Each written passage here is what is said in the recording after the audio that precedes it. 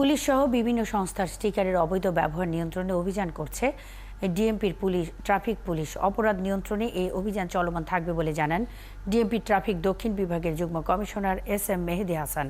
সকালে ডিএমপির মিডিয়া সেন্টারে এক সংবাদ সম্মেলনে তিনি বলেন, ব্যক্তিগত গাড়িতে পুলিশ সহ জনগুরুত্বপূর্ণ প্রতিষ্ঠানের অনুমোদিত স্টিকার ব্যবহার করলে ব্যবস্থা নেওয়া হবে। এ পর্যন্ত প্রায় 360টি যানবাহনের বিরুদ্ধে এই অননুমোদিত স্টিকার ব্যবহার করার কারণে আইনগত ব্যবস্থা গ্রহণ করা হয়েছে। যে সকল সংস্থার বা যে সকল প্রতিষ্ঠানের স্টিকার ব্যবহার করা হচ্ছে, ওই ব্যবহারকারীর সঙ্গে ওই সংস্থার বা ওই প্রতিষ্ঠানের কোন কর্মকর্তা বা কর্মচারীর সঙ্গে কানেকশন রয়েছে, কার আত্মীয় স্বজন, সেটি বিশদ উল্লেখ করে আমরা সংশ্লিষ্ট কর্তৃপক্ষকে চিঠি দেওয়ার ব্যবস্থা করছি।